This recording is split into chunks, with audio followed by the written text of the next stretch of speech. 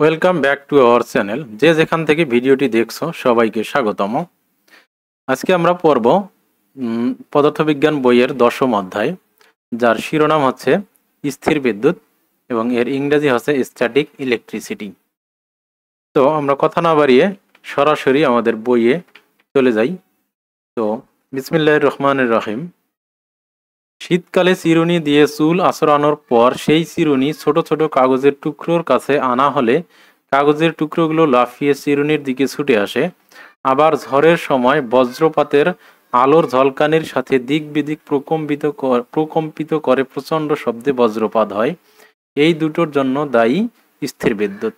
তাহলে এটা মাথায় রাখতে হবে। এখানে এমসিকিউ হতে পারে যে এখানে স্থির বিদ্যুৎ বজ্রপাতের জন্য, বজ্রপাত যে পরে এই বজ্রপাতে কোন বিদ্যুৎ থাকে, এটা জলবিদ্যুৎ নাকি স্থির বিদ্যুৎ। এটা যেহেতু আকাশে তৈরি হয়, মাটিতে পড়ে, অনেকে মনে করতে পারে যে এটা মনে হয় জলবিদ্যুৎ, কিন্তু না, এটা আসলে স্থির বিদ্যুৎ। আমাদের চারপাশের সবকিছুই আসলে অণু পরমাণু দিয়ে তৈরি। পরমাণুর কেন্দ্রে থাকে নিউক্লিয়াস এবং সেটিকে ঘিরে বাইরে ইলেকট্রন বিচরণশীল। এটা আমরা সবাই জানি। ইলেকট্রনের ঋণাত্মক চার্জ এবং নিউক্লিয়াসের চার্জ ধনাত্মক। কোনো প্রক্রিয়ায় যদি পরমাণু এক বা একাধিক ইলেকট্রনকে আলাদা করে ফেলা হয় তাহলে স্থির বিদ্যুতের জন্ম হয়। তাহলে স্থির বিদ্যুতের জন্ম হয় কিভাবে? এটা হচ্ছে যে কোনো প্রক্রিয়ায় যদি একটা পরমাণু থেকে কোনো ইলেকট্রনকে আলাদা করে ফেলা হয়, শুধু আলাদা করে ফেললেই না, যদি বাইরে থেকে কোনো ইলেকট্রন একটা পরমাণু থেকে আরেকটা পরমাণুকে দিয়েও দেওয়া হয়, এই দুই ক্ষেত্রেই স্থির বিদ্যুতের জন্ম হয়। এই অধ্যায়ে আমরা স্থির বিদ্যুতের বিভিন্ন প্রক্রিয়া আলোচনা করব।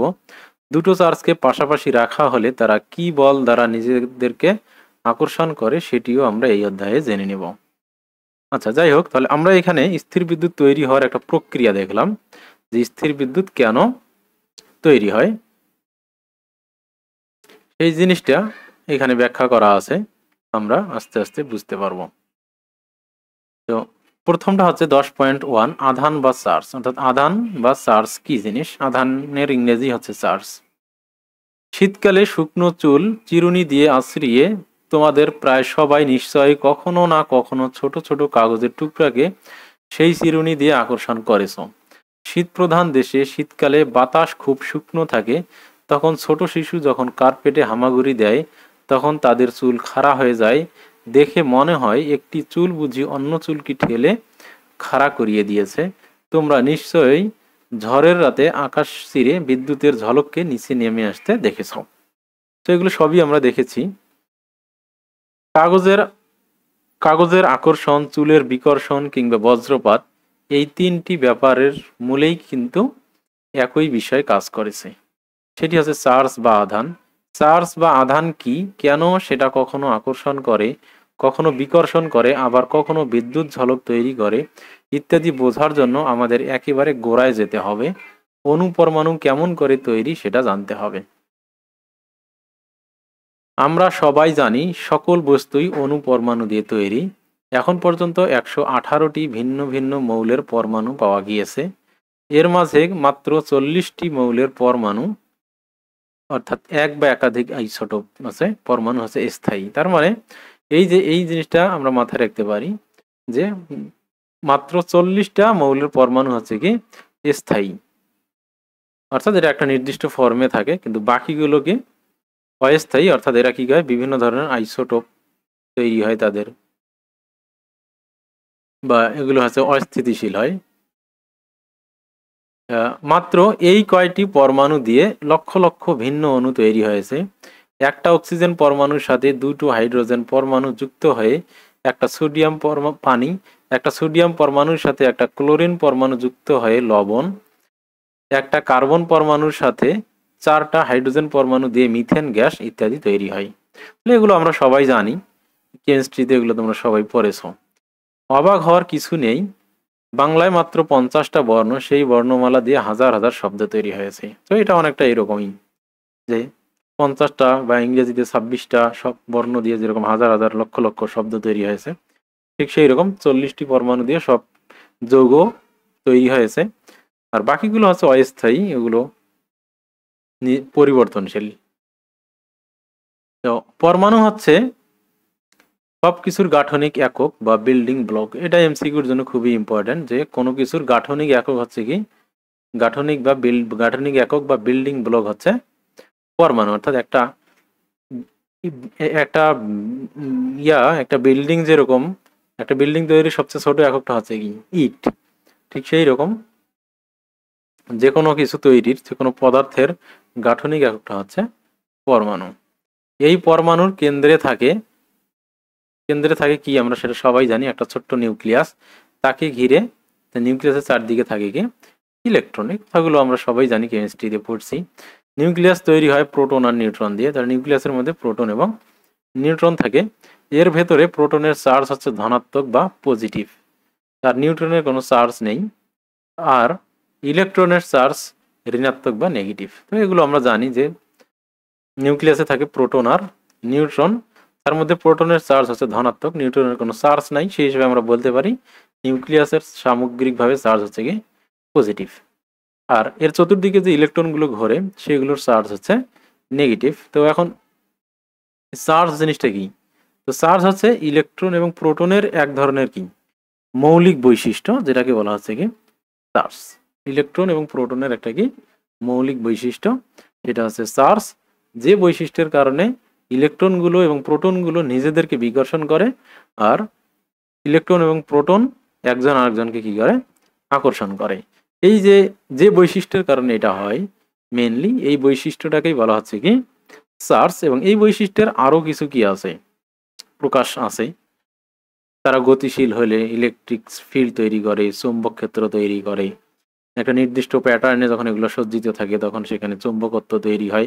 এইরকম কিছু বেসিক বৈশিষ্ট্য ধারণ করে ইলেকট্রন এবং প্রোটনগুলো।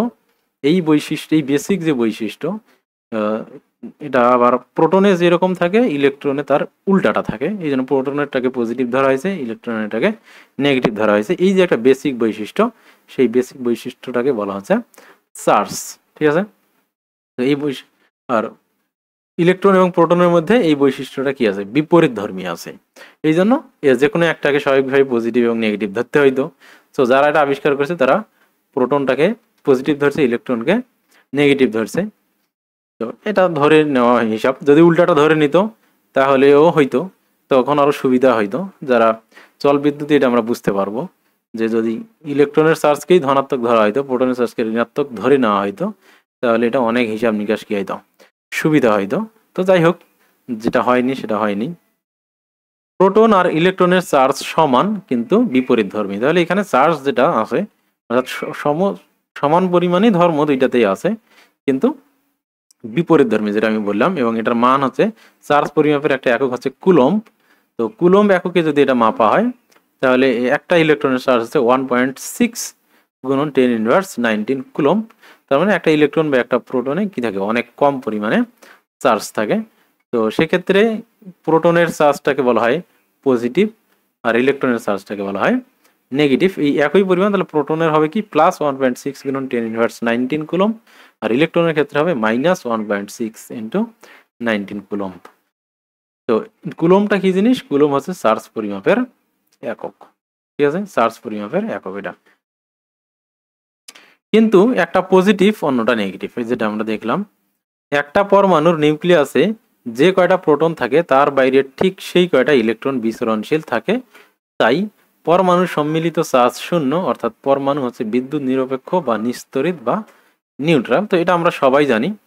একটা পরমাণুর ক্ষেত্রে এর বাইরে যে কটা ইলেকট্রন থাকে, ভিতরে সে কটাই প্রোটন থাকে। আমরা যে কোনো পরমাণুর ইলেকট্রন বিন্যাস পড়েছি বা হয়তো পড়বো, 9, 10-এ আছে এটা, তোমার কেমিস্ট্রিতে আছে। যেমন উদাহরণ হিসেবে যদি আমরা সোডিয়াম নেই, সোডিয়ামের পারমাণবিক সংখ্যা যদি 11 হয়, তাহলে আমরা জানি এখানে প্রোটন থাকে কয়টা, 11টা, আর ইলেকট্রন থাকে হচ্ছে কয়টা, 11টা ইলেকট্রন কি থাকে, বাইরে থাকে। তাহলে যে কোনো একটা পরমাণু সাধারণ অবস্থায় যখন সে বিক্রিয়ায় অংশগ্রহণ করে না বা ইলেকট্রন আদান প্রদান করে না, তখন তার পারমাণবিক সংখ্যার সমপরিমাণ, পারমাণবিক সংখ্যাটাকে আমরা, পারমাণবিক সংখ্যার সংজ্ঞাই হচ্ছে কি, কোনো মৌলে উপস্থিত তার প্রোটন সংখ্যাটাই হচ্ছে কি মূলত তার পারমাণবিক সংখ্যা। এবং যে কোনো পদার্থে যে কয়েকটা প্রোটন কি থাকে বাইরে থাকে, ঠিক সেই কয়েকটা ইলেকট্রন কি থাকে তার প্রোটন, যে কয়েকটা প্রোটন নিউক্লিয়াসে থাকে এর কক্ষপথগুলো সেই কয়েকটাই ইলেকট্রন কি ঘোরে। তার মানে এটা যদি এরকম হয়, আমরা উদাহরণ হিসাবে ধরি নেই, সেক্ষেত্রে এইরকম যদি একটা কি হয় পরমাণু হয়, তাহলে আমরা জানি যে এখানে বিভিন্ন ধরনের কক্ষপথ থাকবে। এর প্রথম কক্ষপথ, দ্বিতীয় কক্ষপথ। সোডিয়ামের ক্ষেত্রে কয়টা কক্ষপথ থাকবে? 3টা কক্ষপথ থাকবে। সোডিয়ামের ক্ষেত্রে এরকম কক্ষপথ থাকবে 3টা। তো আমরা জানি সোডিয়ামের ক্ষেত্রে প্রথম কক্ষপথে কয়টা ইলেকট্রন থাকবে? প্রথম কক্ষপথে থাকবে 2টা ইলেকট্রন। দ্বিতীয় কক্ষপথে এরকম 8টা আমরা জানি। দ্বিতীয় কক্ষপথে এরকম 8টা ইলেকট্রন। কেমিস্ট্রিতে তোমরা এগুলো পড়ছো। আর লাস্ট যে 8টা থাকবে, আর লাস্ট যে কক্ষপথ সেখানে কি থাকবে? একটা ইলেকট্রন থাকবে। আর মাঝখানে কি থাকবে? তাহলে মোট হলো 11টা।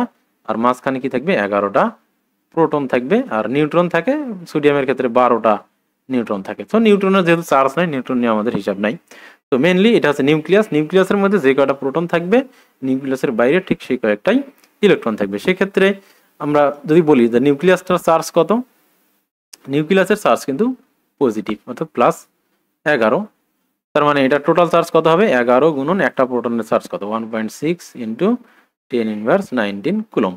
তো সাধারণত আপেক্ষিক ইলেকট্রন এবং প্রোটনের আপেক্ষিক, এটা হচ্ছে প্রকৃত আধান, এটা হচ্ছে তাদের প্রকৃত আধান, তাদের আপেক্ষিক আধান কত করে ধরা হয়? 1 ধরা হয়। সেক্ষেত্রে যদি আমরা এইটুকু না ধরি, তাহলে তাহলে ইলেকট্রনের, তাহলে নিউক্লিয়াসের, সোডিয়ামের নিউক্লিয়াসের আপেক্ষিক আধান হবে কত? 11।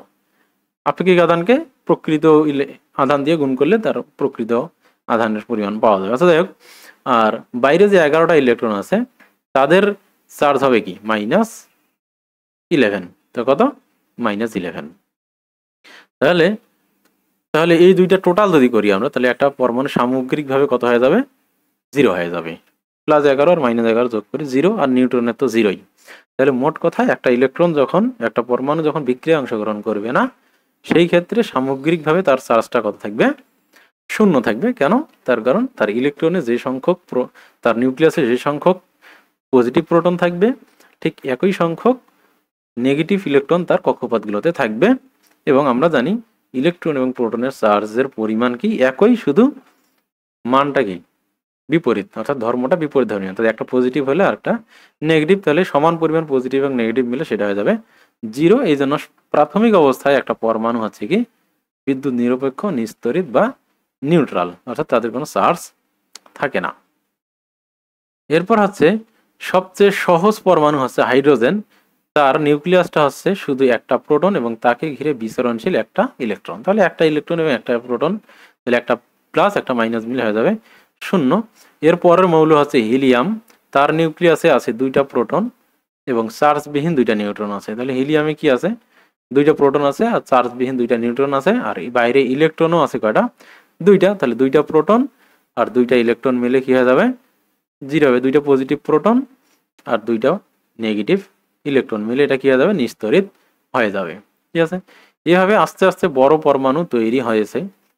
নিউক্লিয়াসে যতগুলো প্রোটন থাকে সাধারণত ততগুলো অথবা আরো বেশি নিউট্রন থাকে। তাহলে নিউট্রনের সংখ্যা বেশিরভাগ ক্ষেত্রেই মানে কখনো সমান থাকে। যেমন হাইড্রোজেনের ক্ষেত্রে শুধু হাইড্রোজেনের একটা আইসোটোপে নিউট্রন থাকেই না।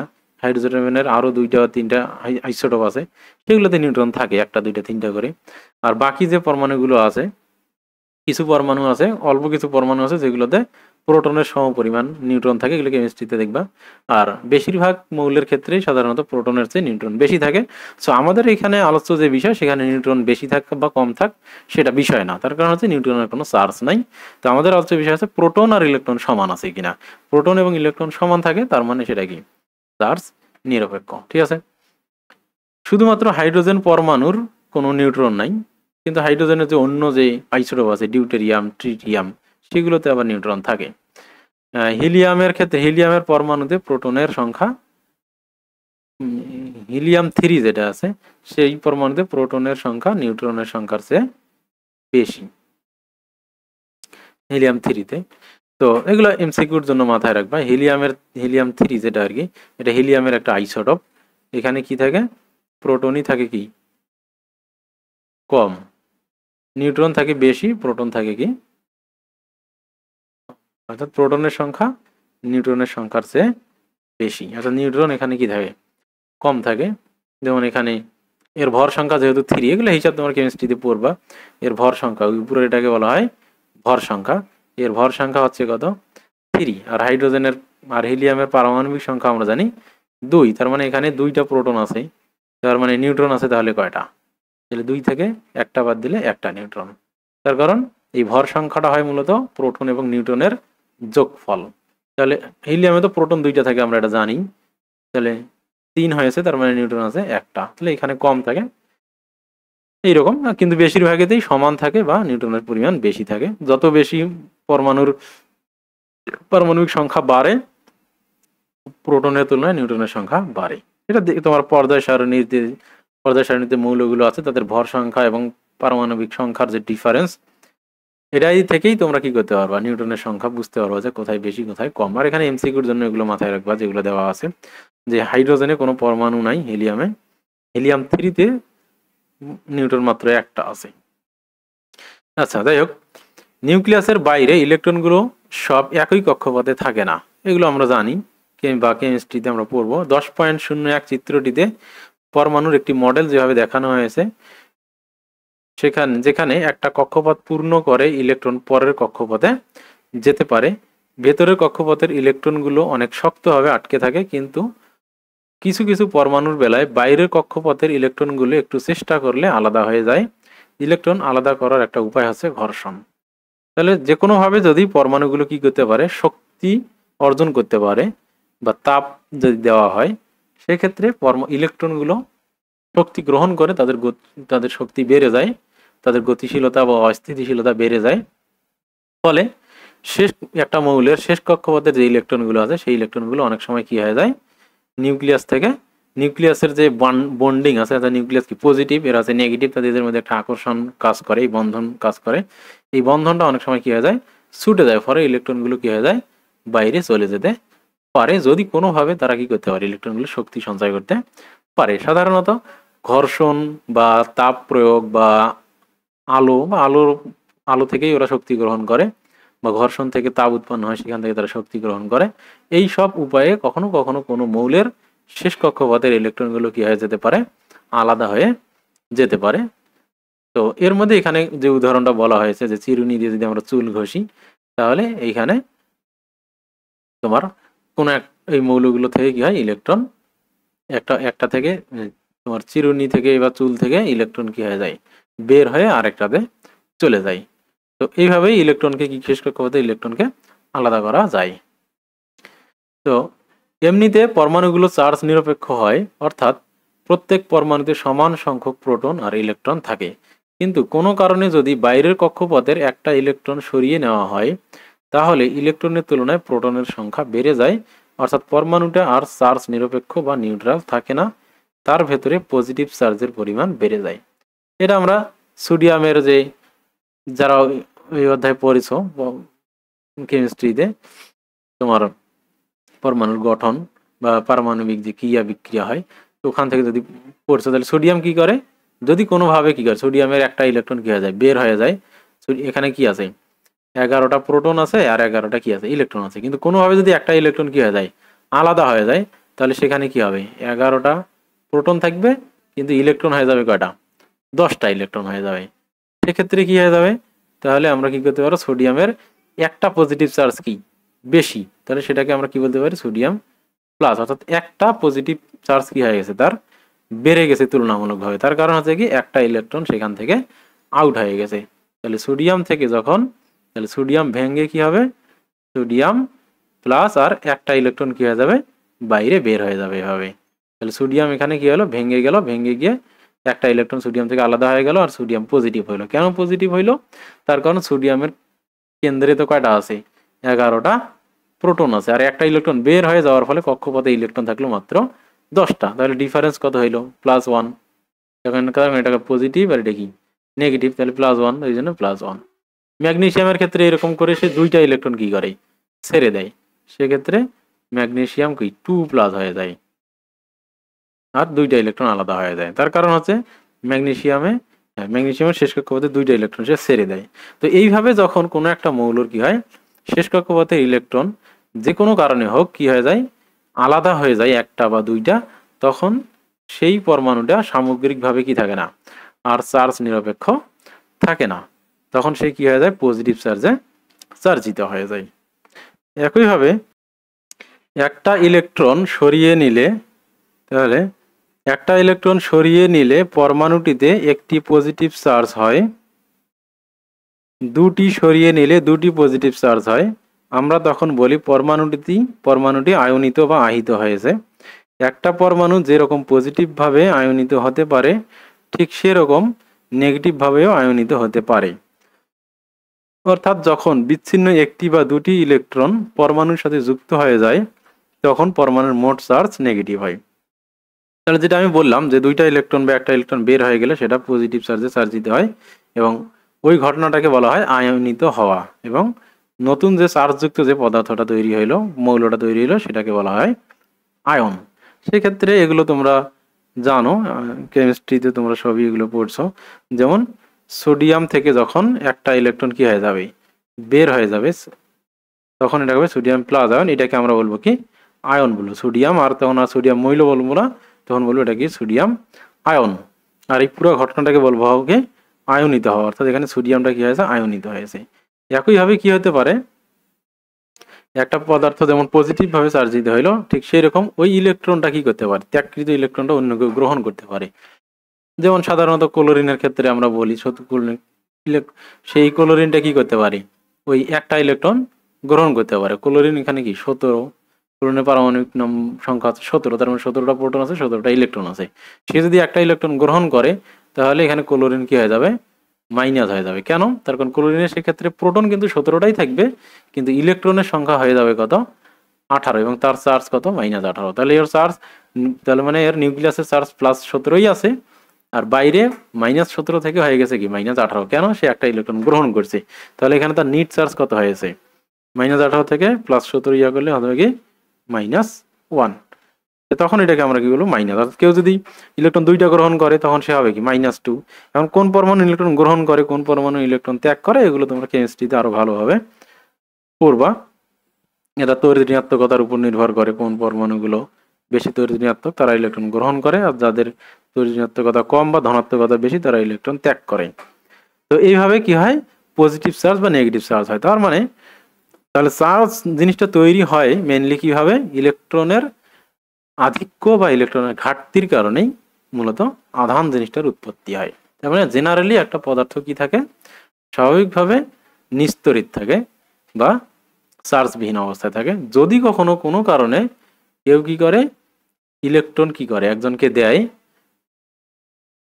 ইলেকট্রন একজনকে যদি কেউ দিয়ে দেয়, তাহলে যে দিল সে পজিটিভ চার্জে চার্জিত হবে, আর যে নিল তার ইলেকট্রন সংখ্যা বেড়ে যাওয়ার কারণে সে নেগেটিভ হইলো। তার মানে এখান থেকে বোঝা যাচ্ছে যে ইলেকট্রন কেউ যদি নেয় তাহলে কাউকে না কাউকে দিতে হবে, কেউ যদি দেয় তাহলে কাউকে না কাউকে সেটা নিতে হবে।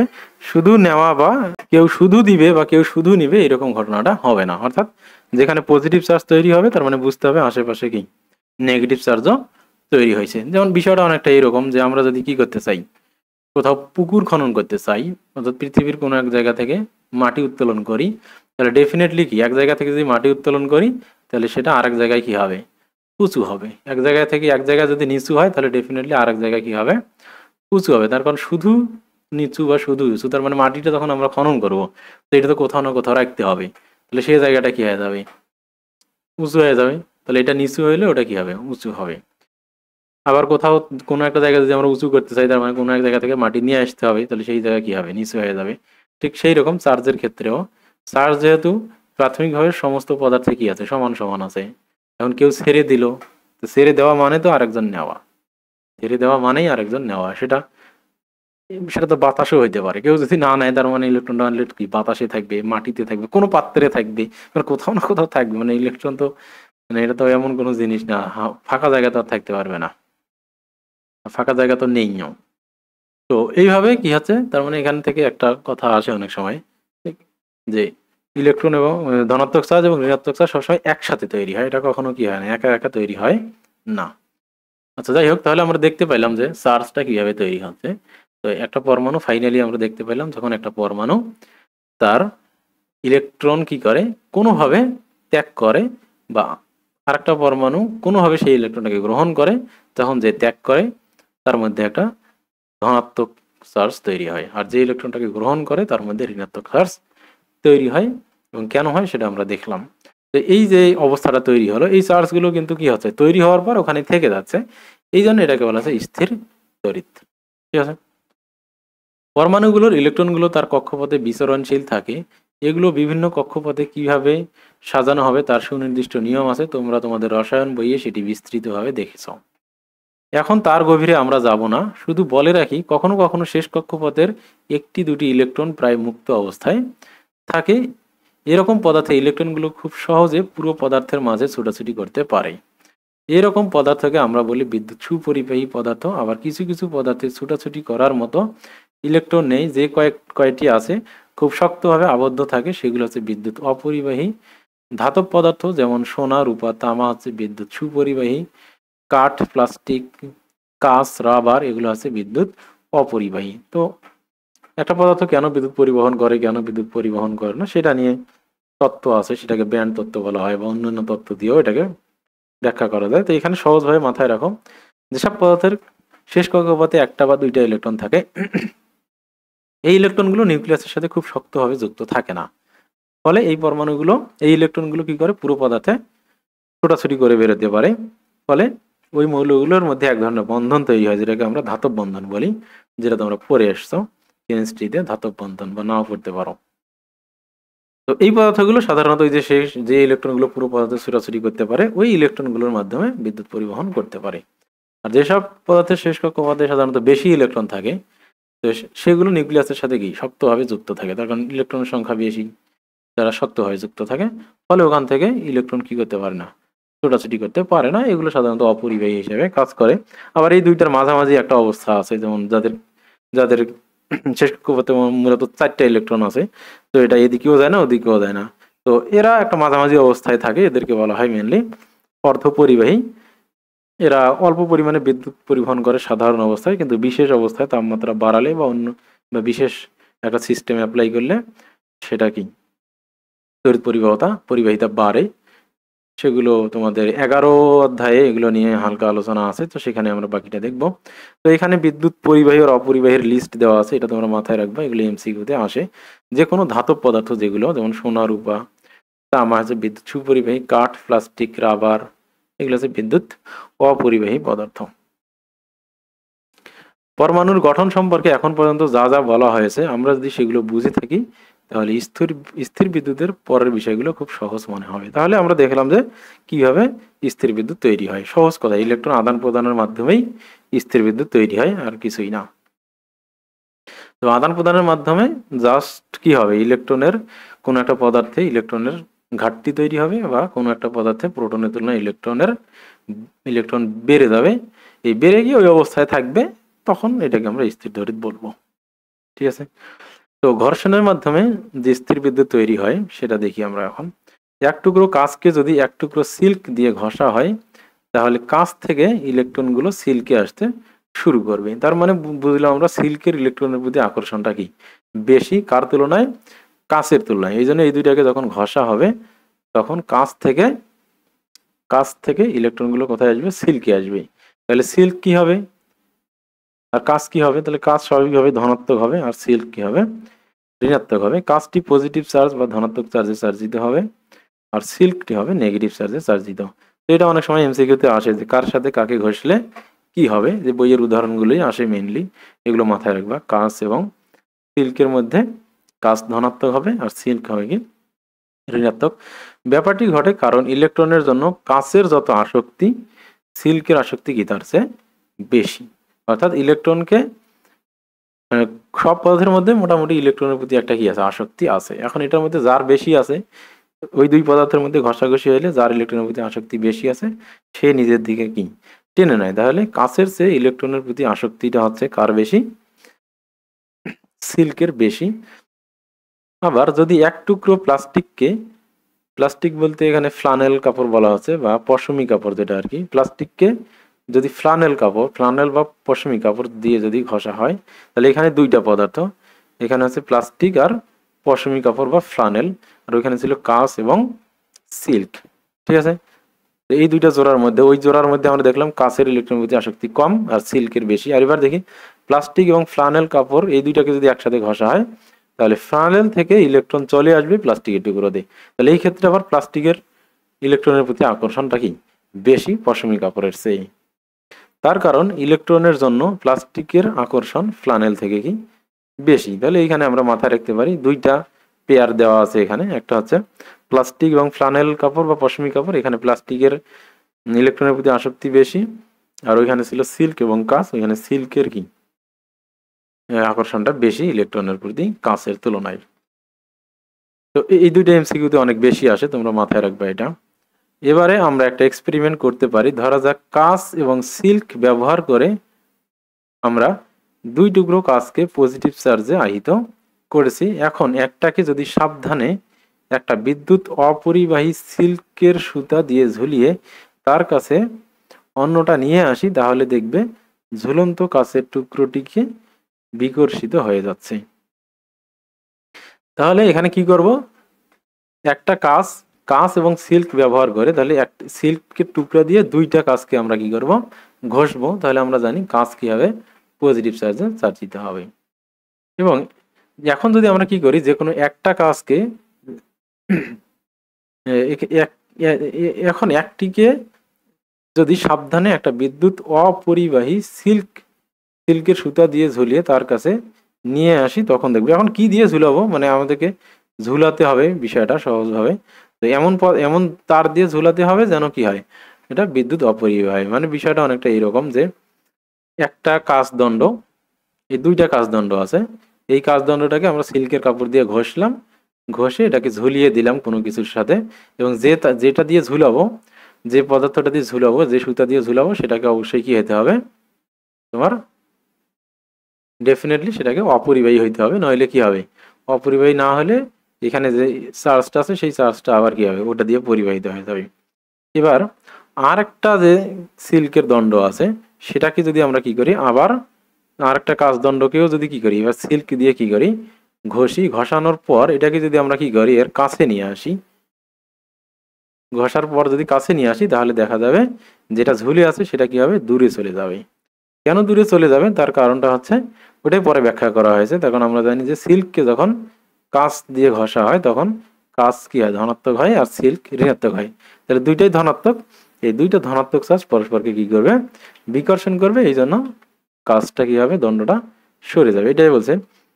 একইভাবে আমরা যদি একইভাবে দুই টুকরো প্লাস্টিককে নেগেটিভ চার্জে চার্জিত করি, আবার আমরা জানি প্লাস্টিক এবং পশমি কাপড় বা ফ্লানেলকে যদি ঘষি তাহলে প্লাস্টিক নেগেটিভ চার্জে চার্জিত হয়। দুইটাকে যদি এরকম একটা সিল্কের সুতা দিয়ে বেঁধে ঝুলিয়ে দেয়, তাহলে দেখা যাবে এখানেও কি একটা আরেকটাকে বিকর্ষণ করবে। তাহলে এবং অন্যটার কাছে নিয়ে আসি, তাহলে আমরা একই ব্যাপার দেখব, একটা আরেকটাকে বিকর্ষণ করছে। তো এবারে যদি প্লাস্টিকের দণ্ডটা যখন ঝুলে আসে তখন তার কাছে পজিটিভ চার্জে আহিত কাছের দণ্ড নিয়ে আসি, তখন দেখবো আরেকটাকে আকর্ষণ করছে। ঠিক আছে, তাহলে এখানে যদি আমরা কি করি, তাহলে এই যে কাঁচ দণ্ড যখন নিয়ে আসলাম, এটা ছিল কাঁচ, এটাও কাঁচ, ঠিক আছে, এটাও কি কাঁচ। তো তখন এটা কি হয়েছে, বিকর্ষণ হয়ে দূরে সরে গেছে। এবার যদি এখানে আমরা কাঁচ নিয়ে না আসে, একটা কি নিয়ে আসি, পশমি কাপড় দিয়ে ঘষা একটা প্লাস্টিককে নিয়ে আসি, পশমি কাপড় দিয়ে ঘষা একটা কি করব, প্লাস্টিককে কি করি, নিয়ে আসি, তখন দেখব এবার কি হবে, এটা বিকর্ষণ হয়ে কোন, এটাকে যদি এই দিকে না আসি তাহলে বিকর্ষণ হয়ে কোন দিকে যাওয়ার কথা, এই দিকে যাওয়ার কথা, কিন্তু সেটা ওই দিকে সে যাবে না, না গিয়ে কি হবে, ওই এর দিকে আসবে, এইভাবে এর দিকে কি হবে, আকর্ষিত, এর দিকেই কি হবে, এইভাবে আকর্ষিত হবে। কেন, তার কারণ হচ্ছে এবার কি, প্লাস্টিককে যখন আমরা পশমি কাপড় দিয়ে ঘষবো তখন সেটা হয়ে যাবে কি নেগেটিভ চার্জ। তো নেগেটিভ আর এটা পজিটিভ পরস্পরকে কি করবে, আকর্ষণ করবে। ঠিক আছে, তো আমরা যদি এর পরের অংশে চলে যাই, আমরা যখন মহাকর্ষ বল পড়েছি তখন দেখেছি সেখানে শুধুমাত্র একরকম বল বা আকর্ষণ বল কাজ করে। এর কারণ ভর শুধুমাত্র এক রকমের হয়, ভরের ক্ষেত্রে ঋণাত্মক আর ধনাত্মক হয় না, সব ভরই কি সেম, এই জন্য এগুলো কি করে, আকর্ষণ করে, কিন্তু ঋণাত্মক ভর বলে কিছু নেই। এখন আমরা দেখেছি এখানে চার্জ দুই রকমের আছে, এই জন্য চার্জের ক্ষেত্রে বলটাও দুই রকম, কখনো আকর্ষণ কখনো বিকর্ষণ। এক্সপেরিমেন্টটা যদি ঠিকভাবে করে থাকি তাহলে দেখতে পাবো একই ধরনের চার্জ একে অন্যকে বিকর্ষণ করে এবং ভিন্ন ধরনের চার্জ একে অন্যকে আকর্ষণ করে। তাহলে আমরা এটা দেখতে পাইলাম এখানে, ঠিক আছে। এরপর আমরা পরের অংশে চলে যাই, সেটা হচ্ছে বৈদ্যুতিক আবেশ বা ইলেকট্রিক্যাল ইন্ডাকশন। এই অধ্যায়ের শুরুতে বলা হয়েছে চিরুনি দিয়ে চুল আঁচড়ানোর পর সেই চিরুনিটি যখন ছোট ছোট কাগজের কাছে আনা হয় তখন কাগজগুলো লাফিয়ে চিরুনির কাছে চলে আসে, বোঝা যায় চিরুনিটা কাগজের টুকরোগুলোকে আকর্ষণ করেছে। আমরা এখন জানি চিরুনিটাতে নেগেটিভ চার্জ জমা হয়েছে, তখন এটা প্লাস্টিককে যখন ঘষা হয়েছে চুলের সাথে তখন চিরুনি কি প্লাস্টিকের ইলেকট্রনের প্রতি আকর্ষণ কম চুলের চেয়ে, সরি চিরুনিটা প্লাস্টিকের ইলেকট্রনের প্রতি আকর্ষণ বেশি, এই জন্য আমরা দেখলাম একটু উপরে প্লাস্টিক নেগেটিভ হয় এবং সেই কারণেই চিরুনিটা কাগজের টুকরোগুলো আকর্ষণ করেছে। কিন্তু এখানে ছোট ছোট একটা জটিলতা আছে, সেই জটিলতাটা হচ্ছে কি, আমরা দেখেছি বিপরীত চার্জ পরস্পরকে আকর্ষণ করে। বিপরীত চার্জ যদি পরস্পরকে আকর্ষণ করে, কাগজের টুকরোগুলো তো কি চার্জিত না, তাই কাগজগুলোকে আকর্ষণ করতে হলে সেগুলোকে অবশ্যই বিপরীত চার্জ হতে হবে, অর্থাৎ এগুলোকে ধনাত্মক হইতে হবে। দেখুন চিরুনিটা তো নেগেটিভ আমরা জানি, কিন্তু আমরা জানি কাগজের টুকরোগুলোতে কোনো চার্জ নেই, তাহলে চিরুনি কেন এগুলোকে আকর্ষণ করছে? তাহলে আকর্ষণ করার কারণটা কি? তাহলে কি ওগুলো ওই নেগেটিভের সংস্পর্শে পজিটিভ হয়ে গেছে বলে ধরে নিতে পারি? হ্যাঁ, আসলে সেটাই। তো এই ঘটনাটার নামই হচ্ছে কি বৈদ্যুতিক আবেশ। ব্যাপারটা ঘটে বৈদ্যুতিক আবেশ নামের একটা প্রক্রিয়ার জন্য।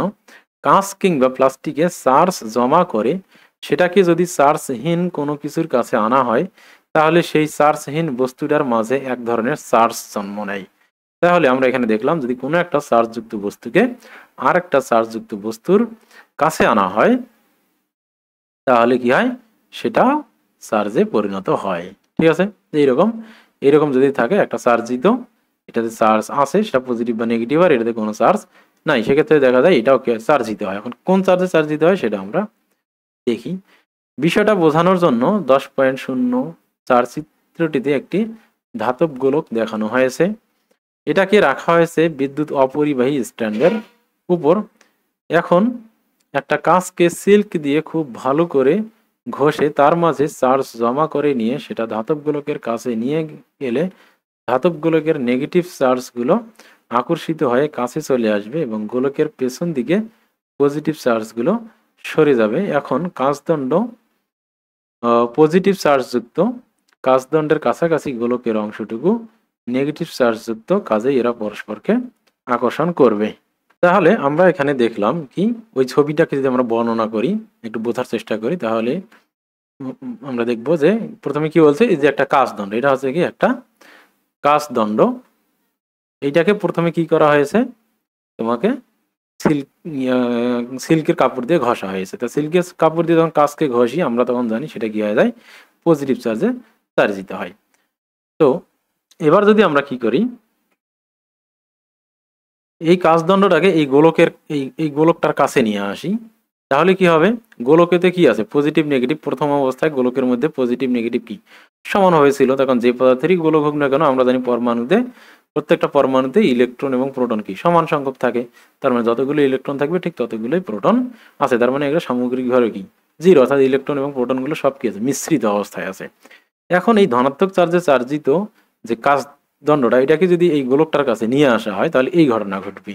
তাহলে কি ঘটবে, গোলকটা দুই ভাগে ভাগ হয়ে যাবে মিডিল বরাবর, অর্থাৎ যে জায়গায় কাঁচদণ্ডটা আছে সেই বরাবর কি হয়ে যাবে, জাস্ট দুই ভাগে এরকম ভাগ হয়ে যাবে। কাঁচদণ্ডটা যেহেতু বাঁকা আছে, তো আমরা সোজাই করি, তাহলে মনে করি যে এই জায়গায় কাঁচদণ্ডটা ধরে নিয়েছে, একদম এখানে আছে কাঁচদণ্ডটা, আর এই জায়গা থেকে কাজ করতেছে। তো সেক্ষেত্রে কি হয়ে যাবে, এই এই গোলকের যে ধনাত্মক এবং ঋণাত্মক চার্জগুলো আছে সেগুলো দুই ভাগে ভাগ হয়ে যাবে। যত ঋণাত্মক চার্জ আছে সবগুলো কাঁচদণ্ড যেদিকে আছে সেই দিকে জমা হবে, এই যে সব এই দিকে জমা হয়ে গেছে, ঠিক আছে। আর ধনাত্মক চার্জগুলো পরস্পরকে বিকর্ষণ করে, এই জন্য সমস্ত ধনাত্মক চার্জ কি হবে, যেদিকে কাঁচদণ্ড আছে তার উল্টা দিকে কি হয়ে যাবে, উল্টা দিকে সব জমা হয়ে গেছে, আর নেগেটিভ গুলো সব কাঁচদণ্ডের দিকে জমা হয়ে গেছে। তাহলে কি হইলো, এখন এটা যেহেতু নেগেটিভ আর এটা পজিটিভ, তাহলে এরা পরস্পরকে কি করবে, আকর্ষণ করবে। এইভাবে যখন একটা চার্জিত বস্তুকে একটা অচার্জিত বস্তুর কাছে নিয়ে আসা হয়, তখন চার্জিত বস্তুর প্রভাবে অচার্জিত বস্তুটা প্রথমে চার্জিত হয়। কিভাবে চার্জিত হয়, তার পজিটিভ, তার ওই যে যে যে যে চার্জে চার্জিত বস্তু সেটা যে পজিটিভ হয়, তাহলে পজিটিভ গুলো বিপরীত দিকে যায়, নেগেটিভ গুলো কি হয়ে যায়, একদিকে আসে। আবার এটা যদি নেগেটিভ হইতো, ওই যে প্লাস্টিককে যে নিয়ে আসা হইতো তখন নেগেটিভ হইতো, তখন কি হইতো, সব পজিটিভ গুলো নেগেটিভের দিকে জমা হইতো। সেক্ষেত্রে এরকম হইতো, যদি এখানে একটা নেগেটিভ চার্জে চার্জিত বস্তু আনা হইতো, তাহলে কি হইতো, এখানে দুই ভাগে ভাগ হইতো, এইদিকে সব কি হইতো, পজিটিভ গুলো জমা হইতো, আর এইদিকে সব নেগেটিভ গুলো হইতো। এরপর এদের মধ্যে কি হইতো, আকর্ষণ হইতো। তো এইভাবেই তাহলে একটা চার্জিত বস্তুকে যখন অচার্জিত বস্তুর কাছে নিয়ে আসা হয়, তাহলে প্রথমে আকর্ষণ এবং বিকর্ষণের আকর্ষণ বল এবং বিকর্ষণ বলের কারণে অচার্জিত বস্তুর চার্জগুলো কি হয়ে যায়, দুই ভাগে ভাগ হয়ে যায়। ফলে তারপর এরা পরস্পরকে কি করে, আকর্ষণ করে। এই জন্য এখানে আমরা বলতে পারি যে একটা চার্জিত বস্তু অচার্জিত বস্তুকে সবসময় কি করবে, আকর্ষণই করবে। এখানে বিকর্ষণ কখনো তৈরি হবে না। কেন, কারণ পজিটিভ চার্জ কখনো, এটা যদি পজিটিভ হয় তাহলে পজিটিভ চার্জ কখনো এইদিকে আসবে না, নেগেটিভ চার্জ কখনো এইদিকে যাবে না। এই জন্য চার্জিত বস্তুর কাছে অচার্জিত বস্তু নিয়ে আসলে সেটা সবসময় আকর্ষণই হয়। তার কারণ যে চার্জটা নিয়ে আসা হয় তার দিকে বিপরীত চার্জগুলোই আকৃষ্ট হয়। এভাবে একটা অচার্জিত বস্তু এবং একটা চার্জিত বস্তু পরস্পরকে আকর্ষণ করে। এই যে একটা অচার্জিত বস্তুর কারণে একটা একটা চার্জিত বস্তুর কারণে একটা অচার্জিত বস্তু কি হয়ে গেল, এই যে দুই ভাগে ভাগ হয়ে গেল তার চার্জগুলো। তো এই ঘটনাটাকে মূলত বলা হয় তড়িৎ আবেশ। এখন এখানে যদি আমরা একটা কাজ করি, এই অংশটাকে, এই পজিটিভ চার্জটাকে এটা যদি আমরা মাটির সাথে যুক্ত করে দিই, তাহলে কি হবে, এখান থেকে মাটিতে আমরা জানি অনেক ইলেকট্রন আছে, এই ইলেকট্রনগুলো তার বেয়ে এখানে চলে আসবে। এরপর যদি এটাকে সরানো হয়, এই কাচদণ্ডটাকে যদি সরাই দেই, সেক্ষেত্রে তাহলে কি হবে, তাহলে ইলেকট্রনের পরিমাণ কি হবে, বেড়ে যাবে। এখানে তো ইলেকট্রন ছিলই, আর এখানে প্রত্যেকটা প্রত্যেকটা পজিটিভ চার্জের জন্য আবার নেগেটিভ চার্জ কি হয়ে গেছে, জমা হয়ে গেছে। তার মানে এইটুকু অংশেই ইলেকট্রন প্রোটন কি হয়ে গেছে, সমান হয়ে গেছে, আর এই দিকের গুলো তখন এক্সট্রা হয়ে গেল। এই জন্য এটাকে যদি সরাই নেওয়া হয়, তাহলে এবার কি হয়ে যাবে, এই গোলকটা সামগ্রিকভাবে কেমন হয়ে যাবে, এমন অবস্থায় যাবে যেখানে পজিটিভ থাকবে কি কম, আর নেগেটিভ থাকবে কি বেশি। পজিটিভ যদি 6টা থাকে, নেগেটিভ তার দ্বিগুণ থাকবে। ঠিক আছে, 3টা থাকলে 6টা থাকবে, 6টা থাকলে 12টা। তার কারণ এই যে এখানে অতিরিক্ত ইলেকট্রন কি এই দিক দিয়ে এখানে এসে জমা হয়েছে, আর এদিকের গুলো তো এক্সট্রা ভাবে ছিলই। তো এইভাবেই কি করা যায়, একটা বস্তুকে স্থায়ীভাবে আর একটা চার্জিত বস্তু দিয়ে চার্জিত করা যায়। তো এটা আমরা পরে দেখবো আবার। তো এবারে আমরা চিরুনি দিয়ে কাগজের টুকরোকে আকর্ষণ করার ব্যাপারটা বুঝতে পারবো। যখন কাগজের টুকরোর কাছাকাছি নেগেটিভ চার্জযুক্ত চিরুনিটা আনা হয়, তখন কাগজের টুকরোর যে অংশ কাছাকাছি সেখানে পজিটিভ চার্জ আবেশিত হয়, আর সাথে সাথে যে অংশ দূরে সেখানে কি হয়, নেগেটিভ চার্জ জমা হয়, যেটা আমি দেখালাম। এখন কাগজটা হচ্ছে কি নেগেটিভ ছিল, কাগজের টুকরোর পজিটিভ চার্জের অংশটুকু চিরুনির আকর্ষণ অনুভব করে, আর কাগজের টুকরোর নেগেটিভ অংশটুকু চিরুনির বিকর্ষণ অনুভব করে। কিন্তু যেহেতু পজিটিভ চার্জের অংশটুকু চিরুনির কাছে, তাই আকর্ষণটুকু বিকর্ষণের চেয়ে বেশি হয়। সেজন্য কাগজের টুকরো আকর্ষিত হয়ে চিরুনিতে লাফ দিয়ে চলে আসে। তাহলে এখানে এই জিনিসটাকে যদি আমরা দেখার চেষ্টা করি, তাহলে আমরা জানি যে এই এই জিনিসটা কি হবে, চিরুনিটা হয়ে যাবে নেগেটিভ।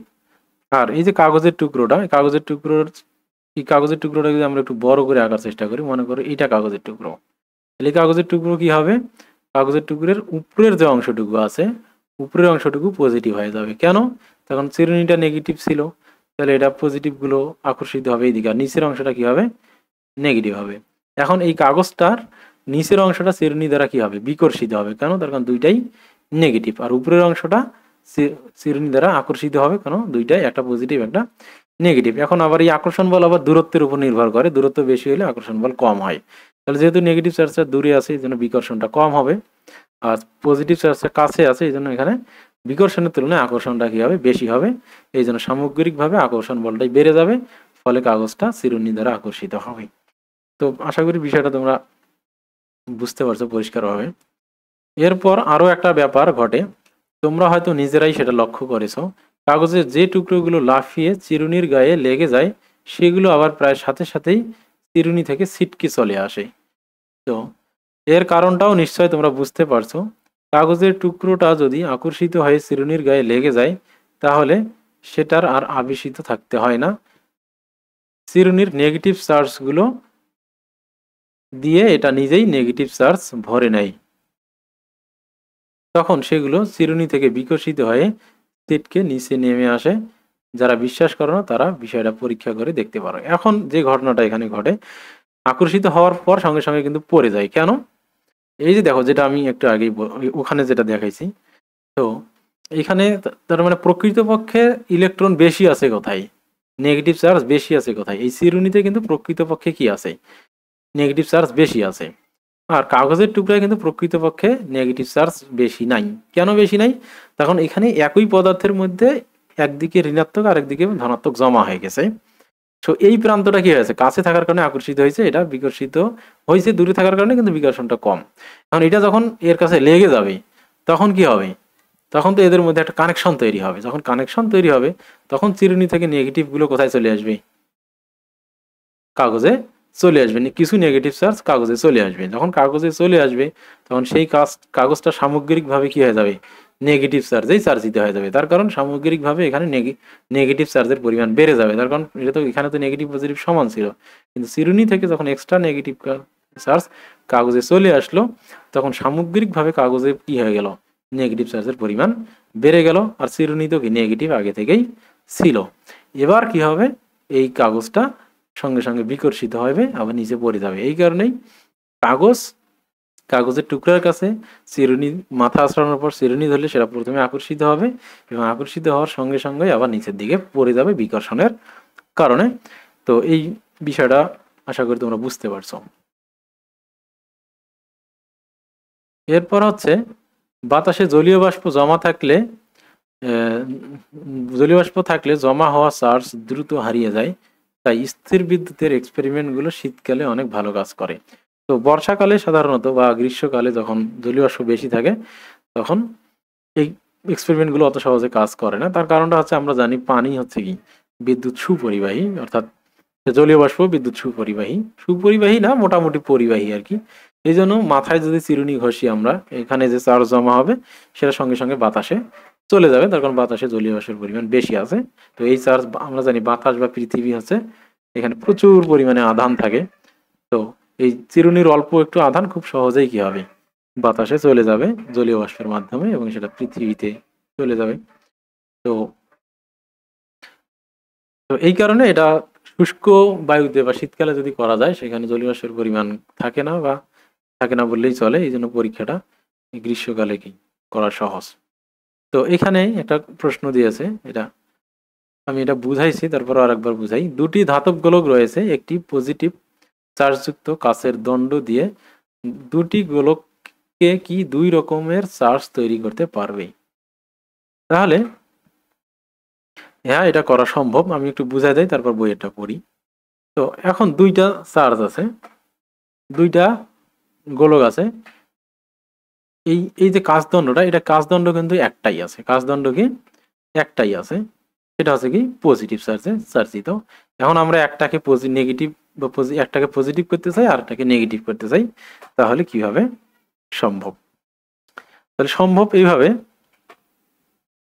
তো আমরা যদি প্রথমে কি করি, এটা পজিটিভ, তাহলে এটাকে যদি আমরা এই গোলকের কাছে নিয়ে আসি তাহলে এইদিকে কি হবে, দুইটাকে প্রথমে, এখানে একটা প্রসেস আছে, এই প্রসেসটা ইজি। সেটা হচ্ছে দুইটাকে প্রথমে কি করা হয়েছে, যে কানেক্টেড করে দেওয়া হয়েছে, দুইটাকে কি করা হয়েছে, কানেক্টেড করে দেওয়া হয়েছে। তো এরপর এই যে কাজ তোমার পজিটিভ চার্জে চার্জিত কাচদণ্ডটা সেটা যে কোনো একটা গোলকের কাছে নিয়ে আসা হয়েছে। একটা গোলকের কাছে নিয়ে আসা হলে কি হবে, তার কারণ যেদিকে কাচদণ্ডটা আছে ওই দিকের গোলকের ওই প্রান্তে কি হবে, সব নেগেটিভ চার্জ জমা হবে। তার কারণ আমরা জানি পজিটিভ এবং নেগেটিভ পরস্পরকে আকর্ষণ করে। আর অপর দিকে বিপরীত দিকে যে গোলকটা আছে সেই গোলকের অপোজিট প্রান্তে কি হবে, সব পজিটিভ চার্জ জমা হবে। কেন? পজিটিভ চার্জ আর পজিটিভ চার্জ পরস্পরকে বিকর্ষণ করে। এরপর যদি এই গোলক দুইটাকে কি করে দেওয়া যায়, আলাদা করে দেওয়া যায়, অর্থাৎ মাঝখানে গ্যাপ করে দেওয়া যায়, মাঝখানে বাতাস, তখন আমরা জানি বাতাস কি, জলীয় বাষ্প যদি না থাকে বা জলীয় বাষ্পের পরিমাণ যদি খুব কম থাকে সেক্ষেত্রে এটা কি বিদ্যুৎ পরিবহন করে না। এখন এইটাকে দুইটাকে যদি আলাদা করে দেওয়া হয় এবার এবং এই কাচদণ্ডটাকে কি করা হয়, সরিয়ে ফেলা হয়, সেক্ষেত্রে কি হবে, এই প্রথম গোলকটা বাম দিকের গোলকটা নেগেটিভ চার্জে চার্জ দিতে হবে আর ডান দিকেরটা কি পজিটিভ চার্জে চার্জ দিতে হয়ে গেল, তখন এগুলো তো আর একসাথে মিশতে পারতেছে না। ঠিক আছে, তো এটা হচ্ছে এখানে কি ওয়ে। তো এটা ছাড়া আরো একটা ওয়ে আছে, সেটা আছে যদি একটাই গোলক থাকতো তাহলে ওই গোলকটাকেই আমরা কি করব, এই গোলকটাকে এইরকম একটা পজিটিভ চার্জে চার্জিত কাচদণ্ড দিয়ে আমরা কি করব, একবার এই এই কাচদণ্ডটা মনে করো যে পজিটিভ চার্জে চার্জিত অথবা নেগেটিভ চার্জে চার্জিত, যে কোনো একটা থাকতে পারে, তাহলে ওই একটা দিয়েই আমরা কি করব, এই গোলকটাকে একবার পজিটিভ বানাবো আর একবার নেগেটিভ বানাবো। তাহলে কিভাবে বানাবো সেটা যদি আমরা দেখি, তাহলে আমরা যখন এই প্রথমে এটাকে, এটা যদি পজিটিভ চার্জে চার্জ দিতে থাকে তাহলে আমরা কি করব, এটাকে যখন এখানে নিয়ে আসবো তখন এটা দুই ভাগে ভাগ হয়ে যাবে। একদিকে কি হবে, এটা যদি পজিটিভ তাহলে এইদিকে সব নেগেটিভ গুলো জমা হবে, আর এইদিকে কি হবে, পজিটিভ গুলো জমা হবে। এখন এটা যদি পৃথিবী হয়, এটা মনে করো পৃথিবী পৃষ্ঠ, এরপর আমরা যদি কি করি, একটা তার দ্বারা কি করি, একটা পরিবাহী তার দ্বারা এই অংশটাকে আমরা যুক্ত করে দেই, তাহলে কি হবে, এখানকার যে নেগেটিভ চার্জগুলো আছে সেগুলো সব কোথায় চলে আসবে, পৃথিবীতে চলে আসবে, অর্থাৎ এখানে কি কোনো নেগেটিভ চার্জ থাকবে না, এখানে আর কোনো নেগেটিভ চার্জ থাকবে না। ঠিক আছে, এই নেগেটিভ চার্জগুলো থাকবে না। এখন আমরা যদি কি করি, এই কাচদণ্ডটাকে এখান থেকে সরাই নেই, কাচদণ্ডটাকে এখান থেকে সরাই নেই বা এটাকে যদি চার্জবিহীন করে ফেলি, আর এই জিনিসটাকে যদি আমরা কি করি, এই এই এই যে ইয়াটা আছে, এই সিগন্যালটা, এই যে কানেকশনটা, এই কানেকশনটা আমরা কি করব, সরাই ফেলবো। এই কানেকশনটাকে যদি আমরা কি করি, সরাই ফেলি, তখন কি হয়ে যাবে, এই যে পজিটিভ চার্জগুলো এবার কি হবে, পুরো পুরো পদার্থেই কি হয়ে যাবে, সমানভাবে ছড়িয়ে যাবে। এখানে দুইটা অ্যাক্সি কিন্তু আসলে তো অনেক অসংখ্য থাকবে, তাহলে এটা কি হয়ে গেল, পজিটিভ চার্জে চার্জিত হইল। ঠিক আছে, এবার যদি আমরা কি করতাম, আবার আগের মতোই, এবার যদি আমরা এই যেদিকে পজিটিভ চার্জ আছে সেটা যদি পৃথিবীর সাথে কি করি, ভূমির সাথে কানেক্টেড করি, তাহলে ভূমিতে প্রচুর পরিমাণ ঋণাত্মক চার্জ আছে, তাহলে সেই ঋণাত্মক চার্জগুলো এখানে গিয়ে প্রত্যেকটাকে কি করে দেবে, নিউট্রাল করে দিবে। তাহলে পজিটিভ নেগেটিভ এই অংশটা এরকম হয়ে যাবে, আর এদিকে আসবে না, তখন এদিকে তো নেগেটিভে আছে। এবার যদি আমরা কি করি, এবার যদি আমরা এই কানেকশনগুলো কি করি, আবার সরাই ফেলি, এবং এই জিনিসটাকে যদি আবার কি করি, আমরা চার্জবিহীন করে দেই, এবার দেখো, এবার এই সামগ্রিকভাবে এই জিনিসটা কি হইলো, সামগ্রিকভাবে এই গোলকটা দেখো নেগেটিভের পরিমাণ কিন্তু এবার বেড়ে গেল আর পজিটিভের পরিমাণ কমে গেল, তাহলে এটা কি হয়ে গেল, এবার নেগেটিভ চার্জে চার্জিত হয়ে গেল। তাহলে এইভাবে যে কোনো একটা চার্জ পজিটিভ চার্জ দিয়েই আমরা কি করতে পারবো, এটাকে চাইলে নেগেটিভ করতে পারবো, চাইলে পজিটিভ করতে পারবো। তো মাথায় রাখতে হবে কোন চার্জে চার্জিত করতে চাই, যে চার্জে চার্জিত করতে চাই তার অপোজিট সাইডটা আমাদেরকে কি করতে হবে, ভূমির সাথে কানেক্টেড করে দিতে হবে। ঠিক আছে, আবার একইভাবে এটা যদি কি হইতো, নেগেটিভ হইতো, এটা যদি কি চার্জে চার্জ দিতে হইতো, নেগেটিভ চার্জে চার্জ দিতে হইতো, তারপরেও আমরা এটা করতে পারতাম। সেই ক্ষেত্রে এই গোলকটা কি হয়ে যাইতো, এইদিকে সব পজিটিভ জমা হইতো আর এইদিকে সব কি হইতো, নেগেটিভ গুলো জমা হইতো। সেক্ষেত্রে এবার যদি আমরা এই অংশটাকে ভূমির সাথে কানেক্টেড করি, তাহলে এখানে ইলেকট্রন গুলো যাবে, তারপর এটাকে সরাই ফেলে এটা কি হবে, নেগেটিভ হবে। আবার এইটাকে কানেক্ট না করে যদি আমরা এইটাকে কানেক্ট করি, তাহলে ইলেকট্রন গুলো সব মাটিতে চলে আসবে, তারপর এটাকে সরাই ফেলে এবার এটা পজিটিভ হয়ে যাবে। তো এইভাবে আমরা যে কোনো একটা চার্জ দিয়ে অন্য একটা বস্তুকে দুইটা চার্জেই চার্জিত করতে পারি, শুধুমাত্র কি করতে হবে, আমাদের কানেকশনটা কি করতে হবে, পরিবর্তন করতে হবে। তো এরপর আমরা বইয়ে আসি, তাহলে তোমরা সহজে বুঝতে পারবা। এর উত্তরটা হচ্ছে হ্যাঁ, চিত্রটিতে যেভাবে দেখানো হয়েছে সেভাবে দুটো গোলককে ভিন্ন চার্জ আবেশিত করে আলাদা করা সম্ভব।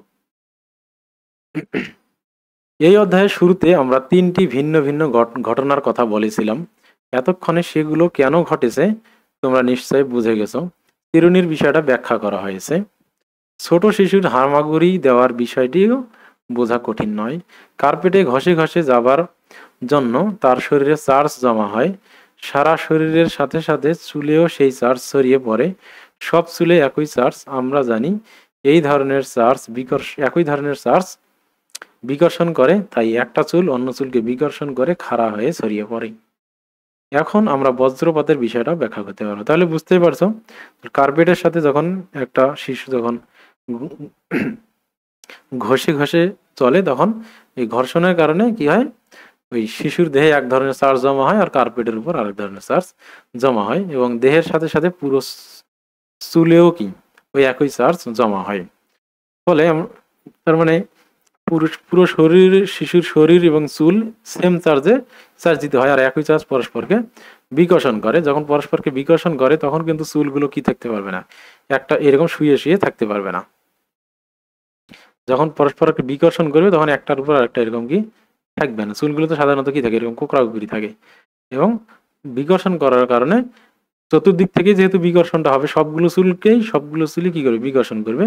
এই জন্য তখন এগুলো কি হবে, সব এরকম খাড়া খাড়া পজিশনে, অর্থাৎ প্যারালাল হয়ে যাবে সবগুলোই। তখন বিকর্ষণ বা সব দিক থেকে সমানভাবে আকর্ষণ বিকর্ষণ হলে এই জিনিসগুলো এরকম কি হয়, পরস্পরের সাথে প্যারালাল অবস্থায় থাকে। ঠিক আছে। এরপর বজ্রপাতের বিষয়টা যদি আমরা দেখি, যে মেঘের সাথে মেঘের ঘর্ষণে সেখানে চার্জ আলাদা হয়ে যায়। তাহলে একটা মেঘের সাথে যখন মেঘ ঘর্ষণ হয় তখন মেঘের মধ্যে কি হয়, চার্জ আদান প্রদান হয়, কেউ চার্জ নিয়ে নেয় অনেক বেশি একটা থেকে আরেকটাতে। তো আকাশের মেঘে যখন বিপুল পরিমাণ চার্জ জমা হয় তখন সেটা নিচে বিপরীত চার্জের আবেশ তৈরি করে, এবং মাঝে মাঝে সেটা এত বেশি হয় যে বাতাস ভেদ করে সেটা মেঘের সাথে যুক্ত হয়ে যায়, যেটাকে আমরা বজ্রপাত বলি। তো এই জিনিসটাকে যদি আমরা ব্যাখ্যা করি, সেটা হচ্ছে আবেশ প্রক্রিয়াটা কেমন হয়, যে এইরকম একটা মেঘ, এই মেঘে যদি কি হয়, তোমার চার্জ, প্রচুর পরিমাণে চার্জ জমা হয়, সেটা পজিটিভ হোক বা নেগেটিভ হোক, যে কোনো একটা চার্জ যদি কি হয়, জমা হয়। উদাহরণ হিসাবে এখানে পজিটিভ চার্জ কি হয়েছে, মেঘের মধ্যে জমা হয়েছে। এখন ওই মেঘের যে সোজা যে ভূমির অংশটা আছে, সোজা যে ভূমির অংশটা আছে, সেখানেও কিন্তু কি হবে, বিপরীত ধর্মী চার্জ কি হবে, আবিষ্ট হবে। ঠিক আছে, বিপরীত ধর্মী চার্জ যখন আবিষ্ট হবে তখন এদের মধ্যে কি হবে, আকর্ষণ হবে। তো যখন অল্প পরিমাণ চার্জ জমা হয় তখন বজ্রপাত হয় না, কিন্তু এই চার্জের পরিমাণ যদি অনেক বেশি হয়, কয়েক হাজার বা লক্ষ মেগাওয়াট যখন হয়ে যায়, মেগা ইলেকট্রন ভোল্ট যখন হয়ে যায়, তখন কি হয়, পরস্পরের মধ্যে আকর্ষণটা এত বেশি হয় যে ভূমির ইলেকট্রন এবং এই ইলেকট্রন, এই চার্জগুলো, তো সেটা পজিটিভ বা নেগেটিভ বা উল্টাটা হইতে পারে, এখানে নেগেটিভ এখানে পজিটিভ, এই দুজনের আকর্ষণ হলে তখন ভূমির যে মেঘের যে চার্জগুলো আছে, ভূমির গুলো তো যাইতে পারবে না, মেঘের গুলো প্রচন্ড বেগে কি হয়, তোমার ভূমির দিকে চলে আসে। এটাকেই মূলত আমরা কি বলি, বজ্রপাত বলি। এই জন্য সাধারণত বিল্ডিং এ কি করা হয়, বজ্রপাত নিরোধক যে বিল্ডিং গুলো আছে সেগুলোতে কি বা এরকম লোহার রড দেওয়া হয়, বা সাধারণত গাছের উপর বজ্রপাতটা বেশি পড়ে, তখন এগুলো উঁচু হয়। তাহলে মাটির যে এখানে যে গাছের ঠিক উপরে যদি কি হয়, চার্জ জমা হয়, তাহলে নেগেটিভ চার্জগুলো এই দিক দিয়ে যাওয়ার চেয়ে বরং গাছ দিয়ে যাওয়া, বা এখানে যে একটা লোহার রড থাকে, তাহলে সেইটা দিয়ে গিয়ে কি একটু উপরে উঠবে, তখন এদের মধ্যে কি হবে, আকর্ষণটা সহজ হবে, ডিস্টেন্স কমে যাবে, তখন এটা হবে। এই জন্য বিল্ডিং এ সাধারণত কি করা হয়, এরকম লম্বা লম্বা কি হয়, লোহার রড দেওয়া হয়, যাতে করে ওর উপরে যদি বজ্রপাত হয় তাহলে সেটা যেন বিল্ডিং এ না পড়ে, আগে কোথায় গিয়ে পড়ে, রডে পড়ে। তার কারণ রড দিয়ে আসা সহজ ইলেকট্রন গুলো, মানে চার্জ যেহেতু রড সুপরিবাহী, এবং এটার মধ্যে দিয়ে সহজে চার্জ গুলো ট্রান্সফার হইতে পারে এবং এখানে জমা হয়, তখন ডিস্টেন্স কমে যাওয়ার ফলে মেঘ আর ওই রডের মধ্যে, এই মেঘের যে চার্জ গুলো আছে সেটা সহজে কি হয়, রডে যায়। ঠিক আছে। এই জন্য বজ্রপাতের ক্ষেত্রে সহজে ক্ষয়ক্ষতি, শহরের মধ্যে ক্ষয়ক্ষতি কম হয়, কারণ সহজে ইলেকট্রিক পোল গুলো থাকে, উঁচু উঁচু বিল্ডিং থাকে, টাওয়ার থাকে। বজ্রপাত গুলো জেনারেলি ওগুলোতেই হয়, মানুষের গায়ের উপর কম পড়ে। আর গ্রামেই দেখা যায় যে বজ্রপাত মানুষের গায়ে পড়ে, গাছের উপর পড়ে। কেন? তার কারণ গ্রামের সবচেয়ে বড় জিনিস কিন্তু গাছ, উঁচু জিনিস গাছ। এই জন্য বজ্রপাত গুলো গ্রামে যখন বজ্রপাত হয় সেটা বেশিরভাগ ক্ষেত্রেই গাছে পড়ে। আর ফাঁকা জায়গায় যদি হয়, আশেপাশে গাছ না থাকে, সেই ক্ষেত্রে এটা মানুষের উপর পড়ে। কারণ তার কারণ হচ্ছে মানুষের শরীর বিদ্যুৎ সুপরিবাহী, এবং মানুষই তখন কি ভূমি থেকে একটুখানি কি, একটা মানুষ তো সাধারণত কেমন হয়, এরকম উঁচু হয়, তখন ইলেকট্রন গুলো সব মানুষের শরীর দিয়েই কি হয়, ওর উপরে যদি মেঘ থাকে তাহলে কি ডিস্টেন্সটা কম হয় এবং ওইটাই আকর্ষিত হয়। এই কারণে ফাঁকা জায়গায় যখন মানুষ দাঁড়ায় থাকে তখন মানুষের উপর বজ্রপাত হয়, যখন গাছ থাকে তখন গাছের উপর হয়, বা শহরে সাধারণত টাওয়ার বা ইলেকট্রিক পোলের উপর হয়। এই জন্য উঁচু জায়গায় সাধারণত বজ্রপাতটা কি হয়, বেশি হয়। এই জন্য মানুষের বজ্রপাতের সময় গাছের নিচে আশ্রয় নেওয়া উচিত না। টাওয়ারের নিচেও থাকা উচিত না। তো আচ্ছা, যাই হোক, আবার ফাঁকা মাঠেও থাকা উচিত না, এই জন্য সাধারণত থাকা উচিত মানুষের ঘরের মধ্যে। ঠিক আছে। তো ইলেকট্রোস্কোপ, এরপর ইলেকট্রোস্কোপ নামের একটা যন্ত্র নিয়ে আলোচনা করা হবে। ইলেকট্রোস্কোপ স্থির বিদ্যুৎ পরীক্ষার জন্য খুব চমৎকার একটা যন্ত্র, এটাকে অনেক সময় তড়িৎবীক্ষণ যন্ত্রও বলা হয় বাংলায়। যন্ত্রটা খুবই সহজ, এখানে চার্জের অস্তিত্ব বোঝার জন্য রয়েছে খুবই হালকা সোনা, অ্যালুমিনিয়াম বা অন্য কোনো ধাতুর দুটি পাত। তাহলে এখানে কি ব্যবহার করা হয় ইলেকট্রোস্কোপে? পাতলা ধাতুর পাত ব্যবহার করা হয়। এটা হইতে পারে সোনা বা অ্যালুমিনিয়াম, বেশিরভাগ ক্ষেত্রেই সোনাই ব্যবহার করা হয়। তো তাহলে ইলেকট্রোস্কোপ কি? এটা স্থির বিদ্যুতের অস্তিত্ব পরীক্ষা করা হয়। অনেক সময় স্থির বিদ্যুতের যে ইয়া আছে, সেটা পজিটিভ বা নেগেটিভ, সেটাও নির্ণয় করা যায়, প্রকৃতি এবং অস্তিত্ব নির্ণয় করা যায়। এই পাত দুটো একটি সুপরিবাহী দণ্ড দিয়ে একটি ধাতব চাকতির সাথে লাগানো থাকে। পুরো একটা অপরিবাহী সিপি দিয়ে কাচের বোতলের ভেতর রাখা হয় যেন বাইরে থেকে দেখা যায়, কিন্তু বাতাস বা অন্য কোনো কিছু যেন পাতলা ধাতব পাত দুটোকে নড়াচড়া করতে না পারে। তাহলে এই পুরো সিস্টেমটাকে একটা বায়ুরোধী বোতলের মধ্যে রাখা হয় এরকম এই সিস্টেমে। তো প্রথমে এখানে কি থাকে, এই দুইটা আছে কি সোনার পাত, সোনা বা অ্যালুমিনিয়ামের এই দুইটা কি পাত, খুবই পাতলা, যেটা সামান্য এখানে যদি অল্প একটু চার্জ জমা হয় তাহলে এদের আকর্ষণ বিকর্ষণের কারণে এরা কি করে, নড়াচড়া করে। বিপরীতধর্মী চার্জ হলে এরা আকর্ষিত হয়, কাছে আসে। সমধর্মী চার্জ হলে বিকর্ষিত হয়, তখন দূরে সরে যায়। তো এটা খুব সহজে অল্প চার্জেই কি, যেহেতু পাতলা, ওয়েট কম, অল্প চার্জেই গিয়ে এরা নড়াচড়া করতে পারে। এবং এইটাকে একটা বিদ্যুৎ সুপরিবাহী দণ্ড আছে, এটা এটা হচ্ছে, এই দণ্ডটা হচ্ছে কি, এই দণ্ডটা বিদ্যুৎ সুপরিবাহী। এটা দিয়ে যুক্ত করে এখানে আর একটা চাকতি, যে চাকতিটাও কি বিদ্যুৎ সুপরিবাহী, একটি চাকতির সাথে লাগাই দেওয়া থাকে। আর এই যে সিপিটা আছে, এই সিপিটা হয় বিদ্যুৎ অপরিবাহী এবং এই বোতলটাও হয় বিদ্যুৎ অপরিবাহী। এই সিপি দিয়ে এখানে বায়ুরোধী হবে, এখানেও বায়ুরোধী থাকে, এখানেও বায়ুরোধী ভাবে লাগানো থাকে। সিপিটা বিদ্যুৎ অপরিবাহী হয়, তার কারণ হচ্ছে এখানে যে চার্জটা দেওয়া হবে যেন এই চার্জটা এই ধাতব চাকতি থেকে এই দণ্ড দিয়ে প্রবাহিত হয়ে যেন কোথায় চলে আসে, এই চাকতিতে চলে আসতে পারে সহজেই, এবং অন্য কোথাও যেন চলে না যায়। এই জন্য বোতলের সিপি এবং বোতল দুইটাই কি বিদ্যুৎ অপরিবাহী হয়। এখন এটা কিভাবে কাজ করে সেটা আমরা দেখি। একটা কাঁচের টুকরোকে সিল্ক দিয়ে ঘষা হলে কাঁচদণ্ডটিতে পজিটিভ চার্জ জমা হবে। তাহলে আমরা আগেই দেখছি, কাঁচ এবং সিল্ক ঘষলে কাঁচ কি হবে, পজিটিভ চার্জে চার্জিত হবে। এখন কাঁচদণ্ডটা যদি ইলেকট্রোস্কোপের ধাতব চাকতিতে ছোঁয়ানো যায় তাহলে সাথে সাথে খানিকটা চার্জ চাকতিতে চলে যাবে। চাকতি যেহেতু ধাতব দণ্ড আর সোনার পাতের সাথে লাগানো আছে, তাই চার্জটুকু সব জায়গায় ছড়িয়ে পড়বে। সোনার পাতে যখন একই পজিটিভ চার্জ এসে হাজির হবে, আর তখন দেখা যাবে পাত দুটো বিকর্ষণ করে তাদের মাঝে একটা ফাঁকা জায়গা তৈরি হয়েছে। কেন? তখন এখানে বিষয়টা দেখো, প্রথমে ধরে নিয়েছি এই পুরো জিনিসটার মধ্যে কোনো চার্জ ছিল না। এরপর একটা কাঁচদণ্ডকে যখন পজিটিভ চার্জে চার্জিত করে এই চাকতির মাঝে নিয়ে আসা হয়েছে, তখন কি হয়েছে, চাকতি থেকে কিছু দণ্ড থেকে কিছু চার্জ চাকতিতে এসেছে। ঠিক আছে, দণ্ড থেকে কিছু চার্জ চাকতিতে এসেছে এবং সেই চার্জ পুরো দণ্ড দিয়ে সব জায়গায় ছড়িয়ে পড়ছে। দণ্ডতেও আছে কিছু, এই সোনার পাতেও আসবে। যখন পাতে আসবে তখন এটাতেও কিছু পজিটিভ আসবে, ওটাতেও কিছু পজিটিভ আসবে। তখন দুইটা একই চার্জে চার্জ দিতে হবে, সেক্ষেত্রে এটা কি হয়ে যাবে, গ্যাপ তৈরি হবে। ঠিক আছে। তো তার মানে হ্যাঁ, তাহলে এখানে যদি কোনো একটা পদার্থ, র্যান্ডম পদার্থ নিয়ে আসা হয়, এইভাবে যদি গ্যাপ বেড়ে যায় তাহলে বুঝবো যে ওই পদার্থটা চার্জে চার্জিত। কিন্তু কোন চার্জে চার্জিত সেটা বোঝা যাবে না, তার কারণ যদি এটা নেগেটিভ হইতো তারপরেও দুই দিকেই কি হইতো, নেগেটিভ জমা হইতো, তাহলে তারপরেও কি হইতো, চাকতির গ্যাপ বেড়ে যাইতো। তার মানে চাকতির গ্যাপ যখন বেড়ে যাবে তখন আমরা শুধুমাত্র চার্জের অস্তিত্ব বুঝবো, কিন্তু চার্জের প্রকৃতি বুঝবো না। তাহলে একটা জিনিস এখানে এমসিকিউতে আসে যে চাকতির গ্যাপ যখন বেড়ে যায় তখন এটা দেখে আমরা কি চার্জের শুধুমাত্র অস্তিত্ব বুঝতে পারি, কিন্তু চার্জের প্রকৃতি বুঝতে পারে না। কেন? তখন পজিটিভ আসলেও গ্যাপ বেড়ে যাবে, নেগেটিভ আসলেও গ্যাপ বেড়ে যাবে। ঠিক আছে। এরপরে যদি আমরা দেখি, ঠিক একইভাবে একটা চিরুনিকে যদি ফ্লানেল দিয়ে ঘষা হয় তাহলে চিরুনি কি হবে, নেগেটিভ চার্জে জমা হবে চিরুনিতে। এখন সেটা যদি চাকতিতে স্পর্শ করা যায় তাহলে নেগেটিভ চার্জ সোনার পাত পর্যন্ত ছড়িয়ে যাবে এবং পাত দুটো আরেকটাকে বিকর্ষণ করে গ্যাপ হয়ে যাবে। এই যে দেখলাম, তার মানে কি পজিটিভ চার্জ দেই আর নেগেটিভ চার্জ দেই, চাকতিটা যদি আগে কোনো চার্জ না থাকে চাকতিতে, সেক্ষেত্রে পজিটিভ নেগেটিভ যেটাই দেই না কেন এটার গ্যাপ বেড়ে যাবে। তার মানে আমরা বুঝতে পারবো এটা চার্জিত হয়েছে, কিন্তু কোন চার্জে চার্জিত হয়েছে সেটা আমরা বুঝতে পারবো না। এরপর আমরা চার্জের প্রকৃতি বের করবো। তো চার্জের প্রকৃতি বের করার জন্য একটা জানা চার্জ আগে চাকতিতে দিয়ে রাখতে হবে। আচ্ছা যাই হোক, দেখি আমরা কোনো একটা বস্তুতে যদি চার্জ জমা হয় সেটা কি পজিটিভ নাকি নেগেটিভ চার্জ, সেটা ইলেকট্রোস্কোপ দিয়ে বের করা যায়।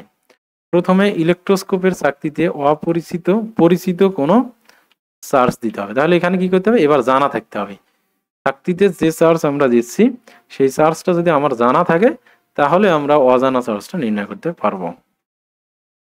ধরা যাক কাচকে সিল্ক দিয়ে ঘষে পজিটিভ চার্জ তৈরি করে আমরা সেটাতে চাকতিতে স্পর্শ করলে যদি সোনার পাত দুটির ফাঁক কমে যায় তাহলে বুঝতে হবে এর মাঝে নেগেটিভ চার্জ, আর যদি ফাঁকটি আরো বেড়ে যায় তাহলে বুঝতে হবে নিশ্চয় পজিটিভ চার্জ আছে। তাহলে প্রথমে যদি সেটাকে কি দেওয়া হয়, পজিটিভ চার্জ দেওয়া হয়েছে, প্রথমে কি দেওয়া হয়েছে, এটাতে পজিটিভ চার্জ দেওয়া হয়েছে। সেটা কি, ধরা যাক সিল্ক দিয়ে চাকতিকে স্পর্শ করলে যদি যেখানে বলছে যে ধরা যাক কাচকে সিল্ক দিয়ে ঘষে পজিটিভ চার্জ তৈরি করে আমরা সেটা যদি চাকতিতে দেই তাহলে কাছে কি আছে, পজিটিভ চার্জ আছে, কাছে এটাতে কি পজিটিভ চার্জ। এখন আমরা নেওয়ার পর দেখলাম যে এই যে চাকতির দূরত্ব কি হয়ে গেল, কমে গেল।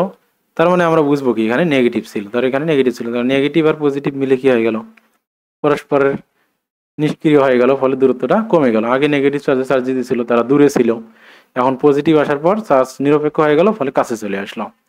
কিন্তু যদি গ্যাপটা আরো বেড়ে যায়, তো এটা তো পজিটিভ ছিল, দেওয়ার পর গ্যাপ বেড়ে গেল, তার মানে কি এটাতে যে চার্জ ছিল আবার ওই সেম চার্জই আসছে, এই কারণে গ্যাপ যা ছিল তার চেয়ে কি হয়ে গেছে, বেড়ে গেছে। ঠিক আছে, তাহলে গ্যাপ যদি বেড়ে যায় তাহলে বুঝতে হবে সমধর্মী চার্জ, আর গ্যাপ যদি কমে যায় তাহলে হবে কি বিপরীতধর্মী চার্জ।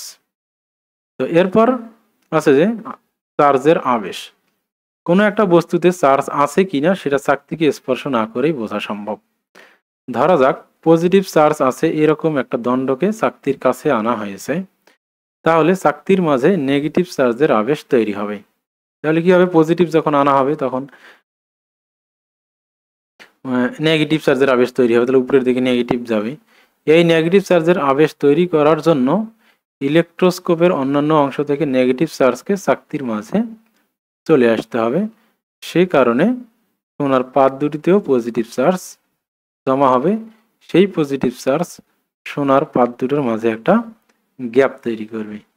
তাহলে কি হবে, আমরা একটু আগে যে কনসেপ্টটা পড়ছি সেটা হচ্ছে, যদি একটা পজিটিভ চার্জকে আমরা কি করি এখানে কাছে নিয়ে আসি এখানে, তাহলে আমরা কি জানি তড়িৎ আবেশ প্রক্রিয়ায় এখানে পজিটিভ নিয়ে আসলে এখানে মানে কাছে নিয়ে আসছি কিন্তু স্পর্শ করাই নাই। এর আগে যেটা ছিল সেটা হচ্ছে স্পর্শ করিয়ে, এটা হচ্ছে স্পর্শ না করিয়ে, চাকতিকে স্পর্শ না করিয়ে যদি আমরা কাছে নিয়ে আসি তাহলে এখানে যদি পজিটিভ হয় তাহলে এখানে কি নেগেটিভ জমা হবে, আর এখানে যখন নেগেটিভ জমা হবে তখন নিচে কিছু জমা হবে, পজিটিভ জমা হবে। যখন আমরা একটু দেখছি যে আবেশ প্রক্রিয়ায় এখানে যদি আমরা পজিটিভ রাখি এখানে নেগেটিভ জমা হয়, আর এইদিকে কি পজিটিভ উল্টা দিকে, তাহলে সেই রকম এখানে পজিটিভ হলে এখানে নেগেটিভ জমা হবে, আর নিচের দিকে সেক্ষেত্রে কি হয়ে যাবে, নিচের দিকে সেক্ষেত্রে সব পজিটিভ গুলো কি হবে জমা হবে। এই যে ফলে পজিটিভ জমা হওয়ার ফলে এখানে কি হয়ে যাবে বিকর্ষণ হবে। তাহলে আমরা বুঝতে পারবো যে তাহলে এখান থেকে আমরা তাহলে বুঝতে পারবো এটা পজিটিভ চার্জে চার্জিত। তাহলে সোনার পাতটাও কি ছিল পজিটিভ চার্জেই চার্জিত ছিল। একই ক্ষেত্রে এবার উল্টাটা যদি করি, এখানে যদি নেগেটিভ দিতাম আমরা, মানে এখানে পজিটিভের ক্ষেত্রে পজিটিভে দিয়েছি কিন্তু এখানে দূরত্ব বাড়ার এখানে নেগেটিভ আসছে, কিন্তু এখানে দূরত্ব না বেড়ে দূরত্ব কি হয়ে গেছে কমে গেছে, এটা কাছে চলে আসছে। তাহলে আমরা বুঝবো কি এখানে আগে নেগেটিভ ছিল, এবার এটা পজিটিভ হওয়ার ফলে কি হয়ে গেছে, পজিটিভ নেগেটিভ পরস্পরের সাথে পরস্পরকে আকর্ষণ করে নিউট্রাল করে দিছে, ফলে গ্যাপটা কি কমে গেছে। ঠিক আছে, তাহলে এইভাবে এটাকে চাকতিকে স্পর্শ করেও যেমন পরীক্ষা করা যাবে, ঠিক সেই রকম চাকতিকে স্পর্শ না করেও কি পরীক্ষা করা যাবে। যদি পজিটিভ চার্জ দেওয়া কোনো কিছু না এনে নেগেটিভ চার্জ দেওয়া কিছু আনি তাহলেও আমরা দেখব সোনার পাত দুটো গ্যাপ হয়ে যাচ্ছে। তবে এবার সেটি হবে নেগেটিভ চার্জের জমা হওয়ার কারণে। তাহলে গ্যাপ যদি আমরা দেখি, যদি গ্যাপ বেড়ে যায় তাহলে বুঝতে হবে যে একই চার্জে চার্জ দিতে আছে, আর গ্যাপ যদি কমে যায় তাহলে বুঝবো বিপরীত চার্জে চার্জ দিতে আছে, সহজ কথায়।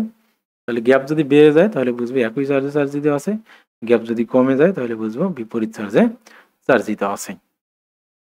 তো এই ছিল আমাদের স্থির বিদ্যুতের বিভিন্ন ধরনের কি কলা কৌশল, যে স্থির বিদ্যুৎ কিভাবে তৈরি হয়, স্থির বিদ্যুতের বৈশিষ্ট্য, তারপর তড়িৎবীক্ষণ যন্ত্র, স্থির বিদ্যুৎ, একটা স্থির বিদ্যুৎ দিয়ে অন্য একটা বস্তুকে কিভাবে দুইটা চার্জেই চার্জিত করা যায়, তারপর একটা বস্তুতে কি চার্জ আছে বা একটা বস্তু আদৌ চার্জিত আছে কিনা সেই জিনিসটা তড়িৎবীক্ষণ যন্ত্র বা ইলেকট্রোস্কোপের মাধ্যমে আমরা কি পরীক্ষা করতে পারি। এই জিনিসগুলো আমরা দেখলাম এই ক্লাসে।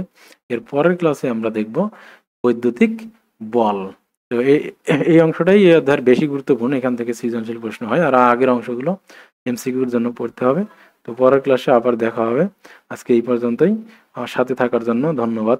আল্লাহ হাফেজ।